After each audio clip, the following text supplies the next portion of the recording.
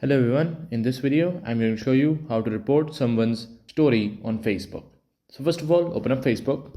Now once you're at Facebook, you will have to open the story that you want to report. I will go for this story. So here is the story. Now in here, click on the three dots at the top right corner right here, and in here click on find support or report. And in here select reason for why you are reporting the story. I will go for, let's say I don't want to see this.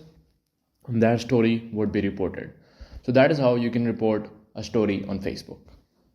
Hello everyone, in this video I am going to show you how to report someone's story on Facebook.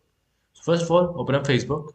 Now once you're at Facebook, you will have to open up the story that you want to report. I will go for this story right here, just click on it. Now once you've opened the story, click on these three dots right here, and in here click on report story. Now select a reason on why are you reporting this story. For example, I will go for, let's say I don't want to see this, and that story would be reported. So that is how you can report a story on Facebook.